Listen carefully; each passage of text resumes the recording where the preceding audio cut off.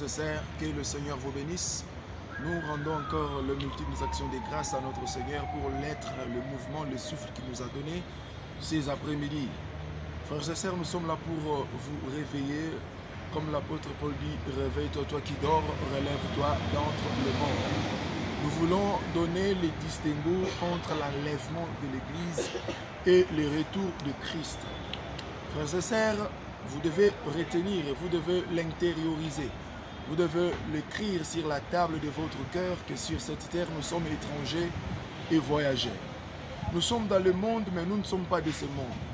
Nous pouvons être visités par Dieu, on peut être bénis, on peut avoir tout ce que l'homme a sur la terre, mais l'important est d'avoir la vie éternelle. La Bible déclare dans Matthieu que servirais-tu à un homme de gagner le monde entier et s'il perdait son âme? Et que donnerais-tu un homme à l'échange de son âme?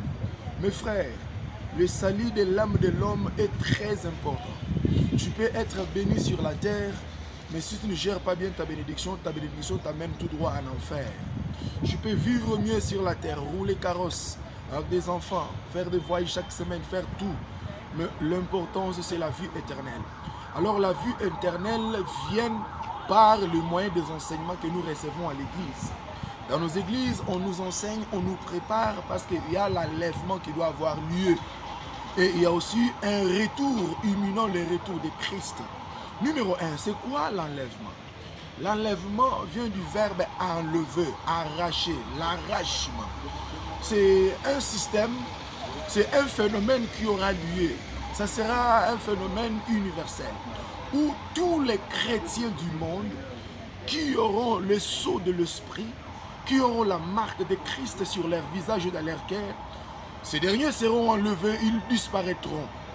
La Bible déclare à un signal donné, au son de la trompette et à la voix de l'archange, les morts en Christ ressusciteront premièrement. Il y a ceci, tous ceux qui meurent n'ont pas la même destination. Voyez-vous, après la mort, il y a deux destinations.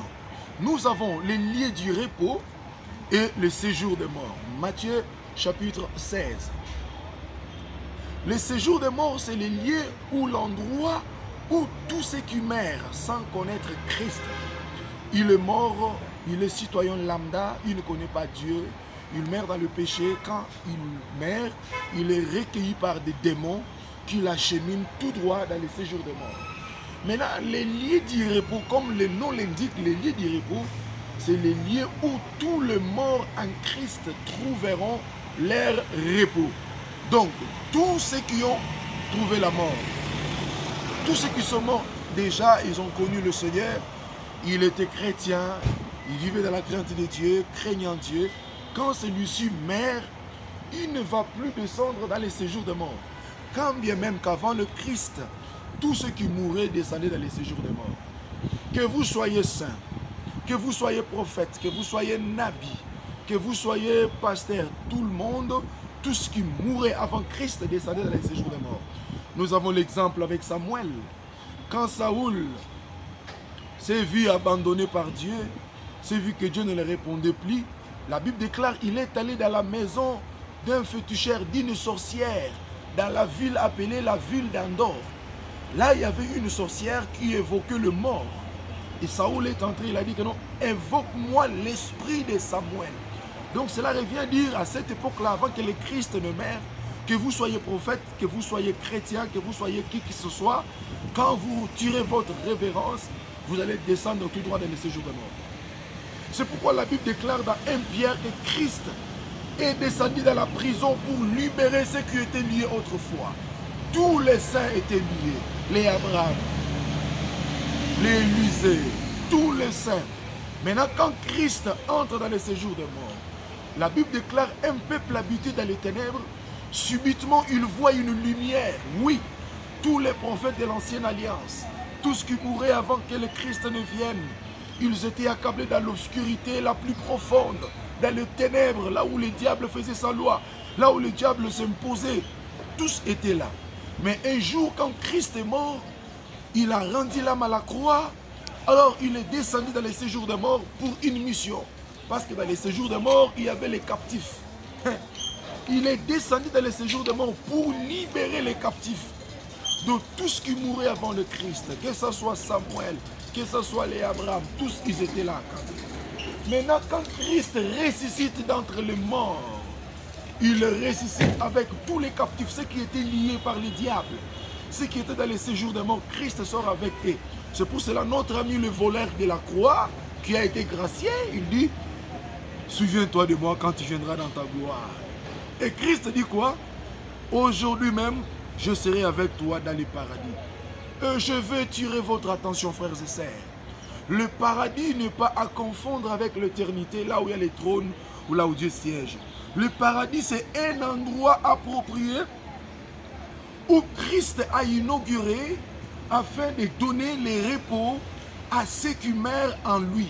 C'est ainsi, il est écrit, Matthieu chapitre 11, verset 28 déclare, « Venez à moi, vous tous qui êtes fatigués et chargés, je vous donnerai du repos. » Donc, les repos ne viennent qu'avec Christ. Avant Jésus, il n'y avait pas les repos. Comme pour dire, avant le Christ, il n'y avait pas les lieux du repos. Avant le Christ, il y avait le lieu du tourment. Tous les saints, le Job, tout le monde descendait là-bas. Voyez-vous? Maintenant, quand Christ arrive, quand il meurt, il ressuscite le troisième jour, il va inaugurer un lieu appelé le lieu du repos. Et là, il va amener tous les morts, tous les saints d'autres temps qui étaient morts, qui étaient condamnés là-bas abusivement. Il les a pris et il les a amenés dans un lieu appelé le lieu du repos. C'est ainsi la Bible déclare dans Apocalypse, errez dès à présent, alléluia, errez dès à présent pour les morts en Christ. Donc avant ils n'étaient pas errés. Ils sont errés dès à présent parce que Christ a inauguré le lieu du repos. C'est errer pour les morts en Christ premièrement parce que leurs œuvres le suivent. Deuxièmement parce qu'ils trouvent un repos. Et on ne trouve que le repos quand on est en Christ. C'est ainsi, il les amena dans les lieux du repos. Et notre ami le voleur a été gracié à la croix. Et Christ dit, aujourd'hui je serai avec toi dans le paradis. Donc le paradis dont Christ parlait, ce n'est pas les trônes.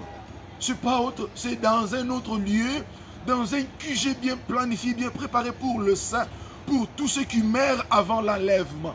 Et là, dans les lieux du repos, on a pris tous les prisonniers de l'ancien temps qui étaient cachés dans les séjours des morts. Les David, les Josué, les Moïse, tous les prophètes. Maintenant, vous allez me poser la question pour savoir, frère Gaston ou autre l'ange terrestre, dans les lieux du repos, les gens ont quel aspect? Oui, je vous réponds. Les gens auront l'aspect d'Adam avant le péché. L'âge qu'Adam avait, c'est l'âge de l'éternité. Ils ont l'apparence de la chair, de la vieillesse, parce que nous sommes dans la temporalité. Notre chair est frappée par la loi de la temporalité. Mais dans les lieux du repos, qui est le mini-éternité, nous avons l'apparence éternelle. Là, vous trouverez que David, qui était mort, âgé de 70 ans, il a l'apparence d'un jeune homme qui loue, qui danse, qui bénit le Seigneur. Vous trouverez un vieux Abraham, il a l'apparence de la jeunesse. Pourquoi? Parce que là, nous avons été régénérés, nous manifestons l'image de l'éternité. Or qu'à l'éternité, le corps ici est resté sur terre. Nous avons un autre corps de gloire. Le corps de gloire ne vieillit pas. Le corps de gloire ne connaît pas la vieillesse. Les corps de gloire ne connaissent pas la vieillesse, devrais-je dire. Le corps de gloire ne vieillit pas. Le corps de gloire garde l'éclat. Le corps de gloire garde la jeunesse de l'éternité. C'est ainsi dans ce lit appelé les lieux du repos, ils sont là, ils se reposent. Pourquoi ils se reposent? Ils se reposent en attendant l'enlèvement. Oh, frères et sœurs. Ils se reposent en attendant l'enlèvement. Parce qu'ils ont souffert sur la terre. Ils ont servi le Seigneur. Tous les ministres de Dieu qui ont été décapités, qu'on a tués, qui étaient comme des holocaustes, qu'on a massacrés, matraqués sur terre, qu'on a décapité, jeté au fosse au lion, qu'on a empoisonné abusivement, qu'on a tué dans des prisons. Ces gens-là se reposent dans un lieu que nous appelons le lieu du repos. Voyez-vous? Alors, quiconque meurt dans le Seigneur aujourd'hui, comme l'enlèvement n'a pas encore eu lieu, cet homme est reçu par l'ange. Selon Luc, chapitre 16, versets 19 à 22, la Bible déclare, quand le pauvre mourit, il a été reçu par les anges. Et les anges l'ont amené sur le sein d'Abraham. C'est ça aussi, le sein d'Abraham, parce que Christ parlait en parabole. Quand Dieu parle, quand Christ parlait en parabole, il planifiait le plan du lieu du repos. Et alors il disait, le sein d'Abraham, c'était la préfiguration du lieu du repos. Alors quand les pauvres mourirent, il a été reçu par les anges. On l'a amené dans les lieux du repos. Mais quand le riche est mort, la Bible déclare, il a été enseveli dans les lieux du tourment. Là où il y a le grincement des dents, là où il y a la souffrance. Voyez-vous, frères et sœurs, c'est aussi tout ce qui meurt dans le Seigneur, il se dirige tout droit dans les lieux du repos. C'est pour cela qu'il est écrit, errez dès à présent les morts en Christ, parce qu'ils ont un lieu appelé les lieux du repos. Voilà. Alors, comme le Christ, l'enlèvement n'a pas encore eu lieu, tout ce qui meurt aujourd'hui se dirige dans les lieux du repos. Maintenant, il y a maintenant une grande question qui se pose. Frère Gaston, est-ce que tous ceux qui meurent vont tout droit dans les lieux du repos? Je vais dire avec les yeux grandement ouverts, non. Pourquoi je dis non? Parce que la vie de l'homme sur la terre détermine le lieu où il ira après sa mort. Après la mort, que personne ne vous dise, mangeons, buvons, prostituons-nous, faisons le viva, faisons tout, couchons avec les femmes comme on veut, faisons tout parce que demain nous mourrons, ça va finir. Non, que personne ne te trompe pour te dire, après la mort, non, après la mort, il y a une autre vie. Après la mort, il y a une autre vie. Et toi, tu vis encore. Tu dois préparer ta future vie en étant dans ce corps-là. Hébreux chapitre 9, verset 27 déclare, il est réservé à toute âme de mourir une seule fois, et après quoi viendra le jugement.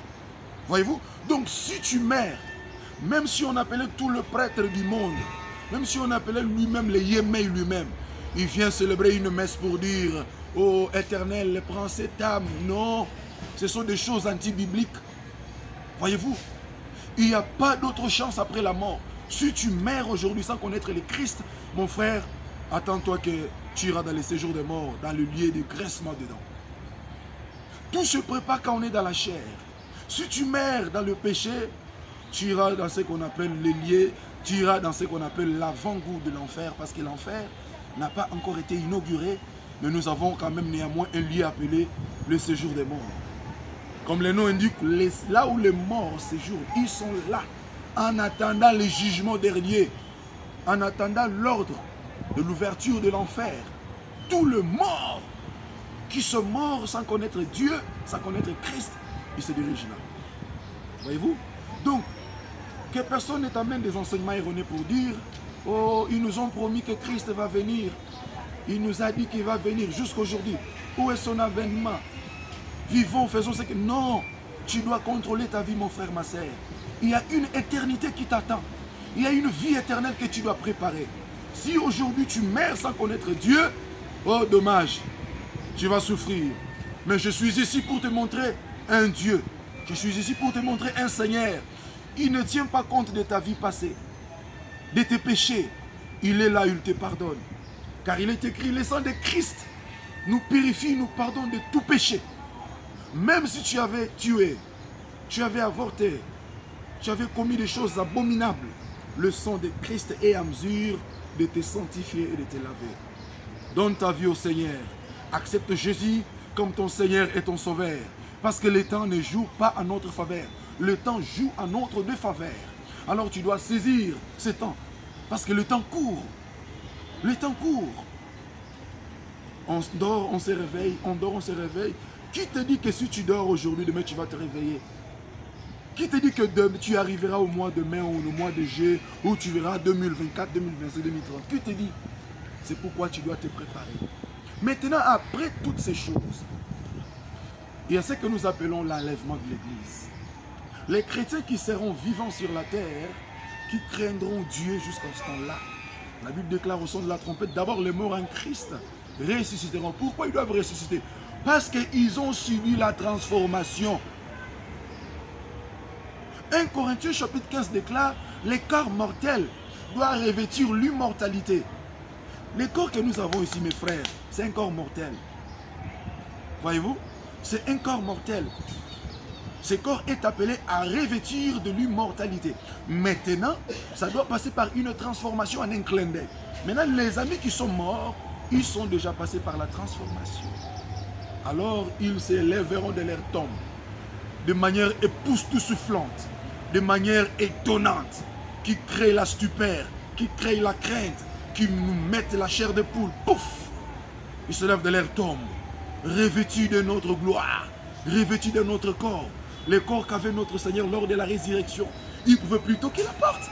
Il pouvait venir, il pénètre, il arrive. Parce que ce corps-là ne connaît pas de barrières, ne connaîtra pas de barrières, devrais-je dire, ne connaîtra pas des empêchements. Dès que tu arrives, il y a le mur, tu passes, tu traverses. C'est le corps de gloire que nous aurons. C'est le corps de gloire que nos amis qui sont morts auront lors de la résurrection. Et c'est le corps de gloire que nous aurons lors de l'enlèvement. Parce que lors de l'enlèvement, nous aurons un autre corps. Et ce corps ici sera englouti dans les corps célestes. Les corps mortels, frappés par la maladie, frappés par les grands soleils accablants, frappés par la souffrance, sera englouti. Et tu verras ton homme intérieur comment il est beau plus que toi. Et ensemble, le mort en Christ et nous le vivant, nous serons enlevés dans les airs. Nous allons tous former un seul corps que nous appelons l'église corps du Christ. Et nous serons enlevés vers les airs. Voyez-vous? Alors, nous aurons un corps céleste. Et ce corps-là ne connaîtra pas des empêchements. Isaac Newton nous a dit tout corps projeté dans les airs doit être attiré par le bas. La loi de la pesanteur. Ce corps-là va défier Isaac Newton. Et lui-même, Isaac Newton sera étonné de voir comment est-ce que les humains peuvent monter. Oui, parce que c'est un autre corps, un corps glorieux, un corps de gloire que nous aurons ce jour-là. Alors, regardez comment c'est génial, ce jour de l'enlèvement. Quand la trompette sonne, les chrétiens revêtus de l'esprit l'écouteront. Parce qu'ils ont déjà les oreilles circoncis. Il y a les gens qui n'écoutent pas. C'est pour cela qu'ils doivent passer par la circoncision des oreilles. Que leurs oreilles soient circoncis. C'est ainsi cet homme-là, quand il a vu le Christ, ils sont venus. Alors Pierre a pris, quand ils sont venus pour arrêter le Seigneur, Pierre a pris son épée, il a coupé l'oreille de Malchus. Et Christ a pris cette oreille, il a remis. Pierre avait commis un acte prophétique parce qu'il savait que les gens étaient frappés par la loi de l'endurcissement spirituel. Alors il faudrait passer par la circoncision des oreilles. Alors que Dieu nous donne le Pierre moderne, que Dieu nous donne les apôtres modernes qui savent circoncire les oreilles des incrédules de ce temps ici, afin qu'ils écoutent la voix du Seigneur. Les gens ne parviennent plus à écouter la parole. Alors les chrétiens baptisés de l'esprit, ils écouteront les sons de la trompette et alors ils seront enlevés dans le air. Mais toi qui ne connais pas Dieu, toi qui vis dans le péché, toi chrétien qui as une double vie, tu es à l'église, tu crains, tu donnes l'apparence de la piété, mais à l'extérieur tu mènes une autre vie. Certes, tu chantes à l'église, mais impudique, tu vis avec le mari d'autrui. Il y a une femme qui pleure avec ses enfants, qui ne mange plus bien, parce que tout l'argent des salaires, toi tu restes avec ça. Le monsieur amène à sa femme 25%. Tu penses que les choses vont s'arrêter par là? Non! Tu trouveras aussi un homme qui va t'épouser et il y aura une chisa qui va te faire, qui va te rendre l'appareil. Il y a des jeunes gens qui vivent aussi aujourd'hui, qui vivent dans les mafias, qui ne craignent pas Dieu. Tu es modérateur, serviteur à l'église, mais la vie cachée que tu as, la Bible déclare, Dieu jugera les actions secrètes des hommes. Tu penses que Dieu ne te voit pas? Il te voit là où tu te caches. Alors ce soir, ces après-midi, je ne viens pas avec le message de la condamnation, bien sûr. Eh bien, je viens avec un message d'amour. Christ, c'est Dieu devant toi. Il dit, il va te sauver. Le temps joue en notre défaveur. Si Christ vient aujourd'hui, mon frère, crois-tu que tu seras enlevé? Avec la vie que tu as, tu es dans l'église, mais tu bois. Et l'Écriture dit, ne vous enivrez pas du vin car c'est la débauche. Mais soyez plutôt remplis de l'esprit. Tu es à l'église, mais tu t'enivres chaque jour. Ma sœur, mon frère, serviteur, servante à l'église, mais impudique. Mon frère, tu es dans l'homosexualité, dans le lesbianisme. Tu es dans l'abomination devant Dieu. Est-ce que si le Seigneur revenait aujourd'hui, est-ce que toi vraiment tu seras enlevé? Il est grand temps, il est écrit dans Ecclésiaste, quand tout temps tes vêtements soient blancs, et que l'huile ne manque pas sur ta tête. Oui, tes vêtements doivent être blancs. Tes vêtements doivent être blanchis dans le sang de l'agneau. Et l'huile du Saint-Esprit ne doit pas manquer sur ta tête. Parce que si tu n'as pas l'Esprit de Dieu, tu ne seras pas éligible à l'enlèvement. Voyez-vous, le temps joue à notre défaveur. Donc, l'enlèvement de l'Église concerne l'Église et le retour de Christ ne concerne que Israël. Là, c'est quand Christ va descendre sur la terre pour rétablir le royaume et pour nous donner la gloire. Alors, que le maître de la moisson te bénisse. Je sais que j'ai pris quelques minutes pour te parler, pour t'informer de ce qui va arriver. Mon frère, tu es jeune, tu me dis que je suis jeune, je dois me réjouir. Oui, Ecclésiaste 12 déclare, jeune, réjouis-toi de ta jeunesse, mais sache que Dieu t'appellera un jour au jugement. Parce que tu es beau, tu es belle, tu utilises ta beauté comme une arme de la destruction massive pour détruire les couples de foyer. Ma sœur, parce que tu es très jolie, brune, belle de taille de figure, tu utilises ce que tu as comme une arme de la destruction massive, comme le nucléaire pour détruire, disloquer les familles d'autrui. Sache que Dieu va te juger. Néanmoins, si tu te répands, convertis-toi, le Seigneur revient bientôt. Convertis-toi, l'enfer existe. Sinon, tu iras en enfer. Tu es magicien, sorcier, tu es dans le monde occulte. On t'a trompé, mon frère. Il y a un Seigneur qui agit et qui opère. Que Yahweh te bénisse. En tout cas, nous sommes arrivés à la fin de notre petite émission. Nous bénissons notre bien-aimé Eric Manzete, un collègue très simple, très galant, très courtois, un monsieur pétri de bonne qualité. C'est lui qui était derrière notre caméra, et notre lumière et notre son. En tout cas, nous bénissons tous qui sont derrière la caméra dans le studio. Que Dieu bénisse tout le monde, tous les bien-aimés qui nous suivent, tous les followers, tous nos abonnés. Que Yahweh Adonai vous bénisse. Portez-vous bien. Le Seigneur Jésus-Christ revient bientôt. Lavez vos robes dans le sang de l'agneau. Gardez le Saint-Esprit. Regardez et essayez un peu de voir. Contrôlez la quantité de l'huile qui vous reste. Que vos vêtements soient blancs. Et que l'huile ne manque pas sur votre tête. On ne sait pas ni le jour ni l'heure. Mais néanmoins, soyons prêts. Que le Seigneur, Hamashiach, Adonai, Hachem d'Israël vous bénisse.